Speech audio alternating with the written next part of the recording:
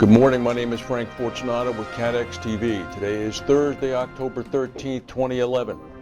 Reports coming from Libya that one of Muammar Gaddafi's sons has been apprehended. There's no confirmation of this yet. It'd be interesting, in fact, if that happened. Mr. Gaddafi is supposedly down in southern Libya by the Niger border, crossing back and forth at his will. There's a plane crash, a Dash-8 in Papua New Guinea. About 32 people at least have been killed. The plane crashed about 20 kilometers away from the Madang airport. It's an airline's PNG Dash-8 plane. A number of Australians are supposedly on board the plane as well. A powerful earthquake has hit off the island of Bali, Indonesia, sending people fleeing from hotels in panic. At least 50 people have been hurt. The Indonesians say that the quake was a 6.8. However, the USGS is saying it's a 6.0. Sean McGovern of Lloyd's made a speech yesterday in the old library. He said about 60% of insured U.S. natural cat losses are paid by international reinsurers. He said that statistic acts as a strong negotiating tool when engaging in dialogue with U.S. politicians. McGovern revealed that Lloyd's is now the largest reinsurer of American risk. He said, quote, "We are now the largest reinsurer of U.S. risk with a 12% market share, which represents around $5 billion in premium to Lloyd's." More details on the oil spill off New Zealand.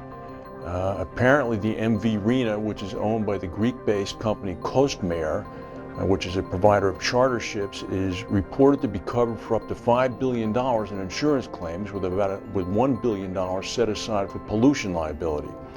Costamare is said to have arranged legal cover through its insurer P&I Services New Zealand representatives Alistair Irving. New Zealand's Prime Minister John Key said that any expense beyond the cap of insurance liability for the vessel would fall on the New Zealand taxpayer. People are still monitoring whether or not the ship is going to break up. It has 1,300 more tons of oil on board. As we mentioned yesterday, the captain and the first officer have been arrested. If Iceland's air traffic volcanic eruption problem-causing volcano last year seemed catastrophic, just wait for the next one. There's a new volcano called Volcano Katla, which could be even more powerful. It's much bigger than the nearby Ijaf Jalaj Okul volcano, which caused about $2 billion in airline losses. This last major eruption of this volcano was 1918. It continued for more than a month, turning day into night, starving crops of sunlight, and even killing off livestock. Clusters of small earthquakes now are being detected around Katla. Geologists say that an eruption could be imminent. There were a number of magnitude 3 and a magnitude 4 quake detected last week. Alterra in Bermuda estimates its losses from Irene and other Q3 events will be between $20 and $30 million. The amount is pre-tax and net of reinsurance. Alterra said its losses from the first half of 2011 will continue to be within previously announced targets.